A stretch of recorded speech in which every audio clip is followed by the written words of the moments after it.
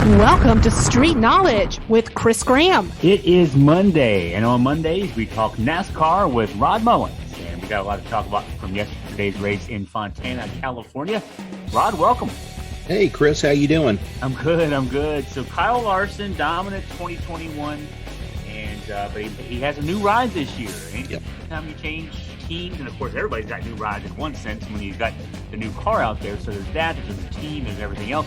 Gets the win yesterday. Talk about Kyle Larson, and I know there's other stuff we'll talk about with Kyle too, but talk about him getting that win yesterday. Well, it came, I guess, at a point of where, he had kind of an off and on sort of day, getting up toward the front.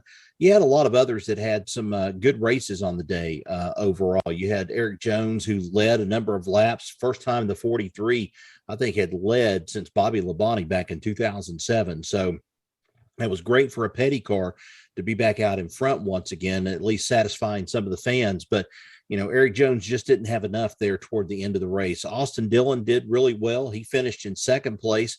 But, you got to really talk about Kyle Larson and that comeback that he had coming up through the field and kind of just picking some people off, including his own teammate, so to speak, in Chase Elliott. And it wasn't very pretty because Chase kind of gets, I don't know if you would say he got bumped or he just kind of got sashayed over, so to speak, and he kind of taps the wall a little bit, and Elliott just jumped on the radio, and when he did, he just, he went off. He was ballistic over the whole thing, using a lot of expletives. He said it's probably going to break again. I think it was in reference to something else that had broken on his car earlier in the race. He said it's probably going to break again, but he says, I really don't give a crap, who's leading at the end of the race and stuff. I don't care. But, still, he spun out with 9 to go in the race again. So Chase Elliott did not have a good day overall, at least for Hendrick. And Kyle Larson, on the other hand, that HendrickCars.com Chevrolet, that next generation car is really proving that, they've got a mastery of California. I mean, what was it, 4 or 5 Chevrolets in the top 5, I think was what it was. I think it was 4 out of the top 5 were Chevrolets. So that's a great compliment on Chevrolet, great compliment to Hendrick Motorsports. But, Toyota and Ford left kind of scratching their heads wondering, what have we got to do to try to pull off a win here before it's over with? You talked a little bit about the Larson Elliott thing. The thing that interests me, they're Hendrick teammates. So Now I know they're new teammates. Larson's new to the Hendrick team, but now Larson, I think, said that he didn't see Elliott coming and, didn't see as they were all fighting for the lead with about 20 laps to go. But boy, I wonder how that's going to work in the garage during the week, these next couple of weeks, as those guys and teams have to mend fences. Well, yeah, you're right. It's going to be one of those things of where these guys are going to have to get together. The drivers especially are going to have to get together, and then everybody as a team going to have to, say, let's shake this off and let's just move on from this. And it's one of those things. It's sort of like when you get into these multi-car teams, sooner or later, somebody's going to bump into somebody or somebody's going to rub somebody the wrong way. Penske has seen that happen before. I mean, Ryan Blaney wasn't too happy with some of the things that, of all people, Brad Keselowski was doing at the Daytona 500. He wasn't happy with some things, wasn't happy this time around with the race. He had made a comment about one of the drivers. I won't say who, but he had made a comment that he says, what the F is his problem out there on the track? And I mean, you're seeing some frustration out of these guys because they want some wins. They want to be able to do that. And he's talking, well, I guess I better just go ahead and give it away. He's talking about Austin Cindric was who he was talking about, his own teammate. So how do you go and how do you prevent this thing from happening in the team headquarters and so forth? Rick Hendrick runs a good ship down there at Hendrick Motorsports in Charlotte, which is just not far from the racetrack. And he's always been one of these that's been very concerned about his program. So now it's going to be Jeff Gordon sitting down with Chad Canals, Rick Hendrick probably on the side a little bit, and trying to get down to what in the world the problem is with this Hendrick team. Are you taking chances on each other? Byron, are you going and are you hitting people, your own teammates, when you should be trying to help them win a race instead of more so trying to challenge them? But, again, it comes back to that old thing again that we've talked about.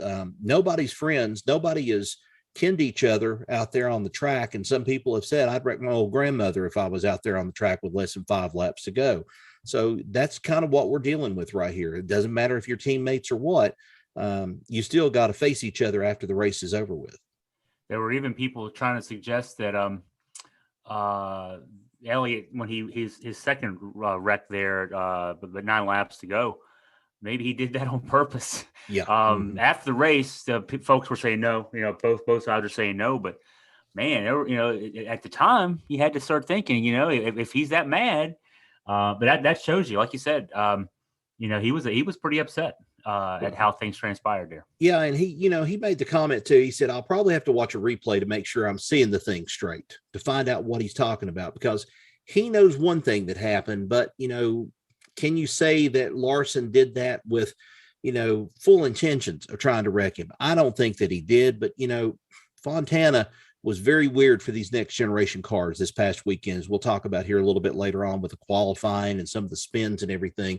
And I think they were trying to get used to this car, and they were trying to just know how this car is going to handle and so forth. But Elliott went on to say, he said, I was way in there on that deal, and before I say anything, I better stop where I'm ahead and stuff. I don't know what else to tell you, is what his crew responded to him.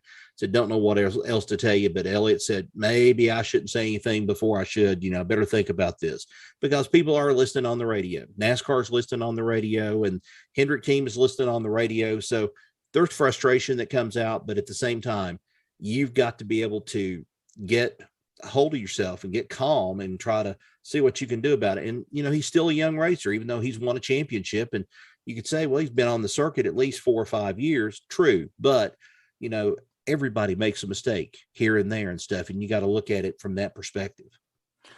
You mentioned the name of Austin Cindric. He, of course, won the Daytona 500 a couple weeks ago now. Mm-hmm. Won the pole, ended up finishing 16th. Tyler Reddick won the first 2 stages, and then he didn't have a good finish. He ended up 24th. So, so up and down days, up and down weekends for those two. Yeah, Tyler Reddick is really, he's impressing me more and more as the season goes on. Now, if he can just finish, that's the big thing right now. He has been able to put together some races, even going back to last season, where he put some races together and you thought he was going to win there toward the end. And then one of the races, I think he ended up slapping somebody, hitting them and knocking them into the wall, knocking his car out of contention. And it may have been Keselowski, I think, at one of the super speedways. And there were things said. Reddick had a chance to win that race, and it didn't materialize. The same thing goes for this one. It's going to be interesting to see when they go to Las Vegas, and also they get a little bit closer to Bristol and the short track, how they're going to perform, because Reddick likes Bristol. Reddick likes driving a short track, and Las Vegas is a little bit more of a shorter track than what Fontana is. It's 1.5 miles, but still that's like home for them, being that cookie cutter kind of track like Charlotte is. So I think Reddick will probably do well this time around. Cindric, on the other hand, you kind of expected this. You thought that Cindric would at least run toward the front, but then, there's usually a letdown. Sometimes there's a letdown after that. Bubba Wallace knows, because Bubba Wallace was second in the Daytona 500. He didn't finish well this time around. So it's an up and down sort of thing. But, Mark Martin just said it. I think he said it plain as anybody else and stuff. He said to the drivers, and he's pretty much frank about this stuff. When they were spinning and everything else in some of their practice sessions and their time trials that they were having on Friday, he just said, some of these drivers, they need to suck it up. They need to learn how to drive a car. And he says, that's the whole point of racing. You're supposed to get behind the wheel of a car that, you're familiar with, but you have to learn to understand how that car dials in, how that car is supposed to drive. You just don't go and walk into that car and say, all right, it's time now for a 500-mile race. And then you expect everything to be perfect. He said, that's the whole point of racing. You take what you've got. If you have an ill handling race car, you try to go and you try to do something with that ill handling race car, and you try to make at least a comeback through the race. Mark Martin was just, flat out, just plain and simple with his words. And I agreed with him. I think that that needed to be said, that they needed to grow up a little bit. And, if you're going to go and start throwing things out at people and everything, the surprise was really with me that Steve Phelps came out and kind of called ESPN out over the weekend for their tepid coverage of NASCAR racing. So ESPN's in another little spat now with NASCAR, and we'll see how that goes when it comes time for contract negotiations with TV contract. Will ABC get back into it? Who knows? But Steve Phelps wasn't happy with ESPN's what he referred to as tepid coverage of NASCAR this season. Yeah, tepid is probably a good word. That's a nice word for it. I think it's the way. You talked earlier. You hinted that we would talk later. Let's talk about now how the new car did at Fontana. Here's one way it did. They tied a course record with 12 cautions, and that was the course record was set. One was a 500-mile race. This was 400 miles. So, a lot of issues there. Talk about how the car did. The car I think performed as well as what they wanted it to. They wanted it to perform well and everything, and I think it did. But again, it goes back to that thing that Mark Martin was talking about. The drivers have to adapt, and the drivers have to be able to learn about this thing. They had been wanting a new car for a long time. They've got this next generation car. Mark Martin said, learn it. That's what you're here for and stuff. It's a little bit of a curve. It's the same thing, I guess, if you want to say of driving a clutch. You're going to have to learn sooner or later how to drive a clutch, even though in this day and time, we don't think about a clutch. But what happens when the day comes that you have to drive a clutch?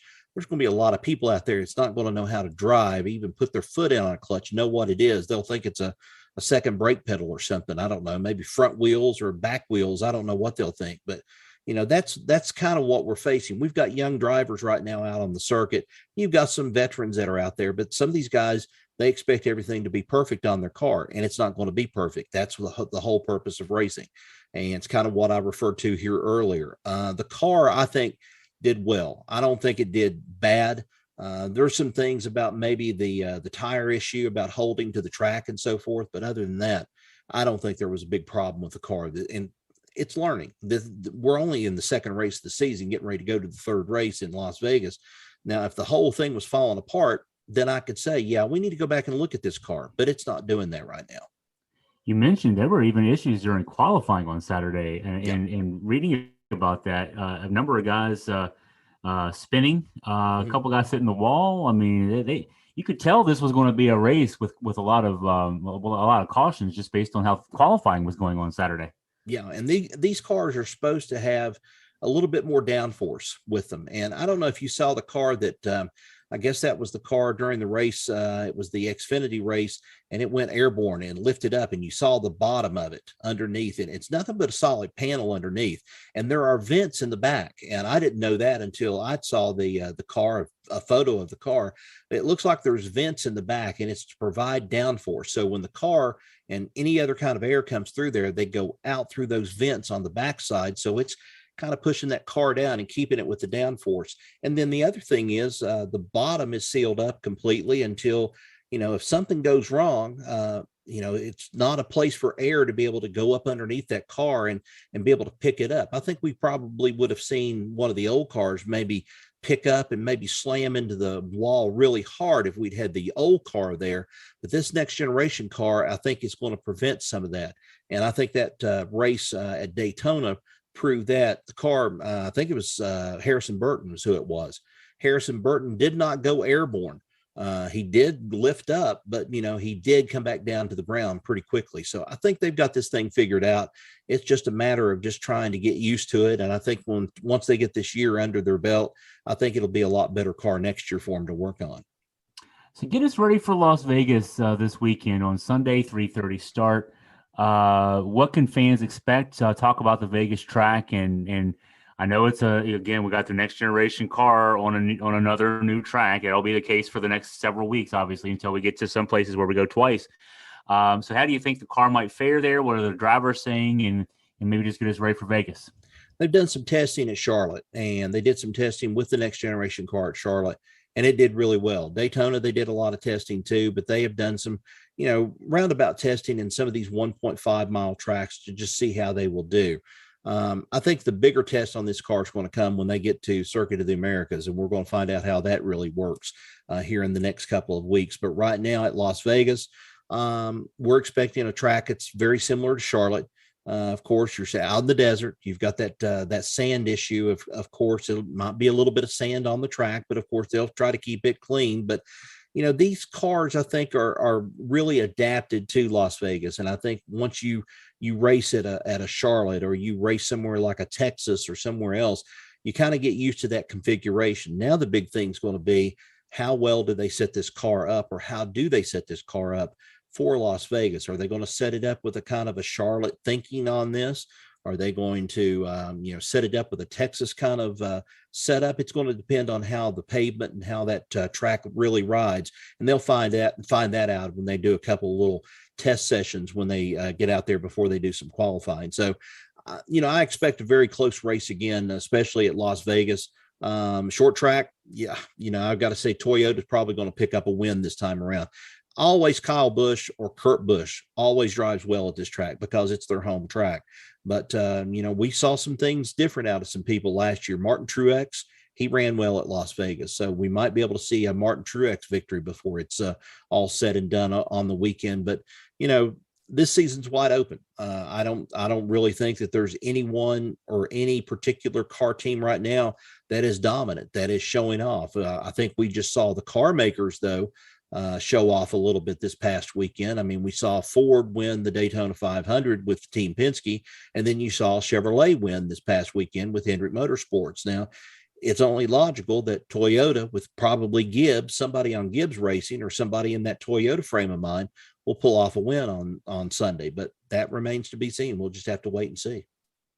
Well, Rod, thank you as always for your time. We'll look forward to talking to you next week to break this one down. All right. Appreciate it. Thanks, Chris.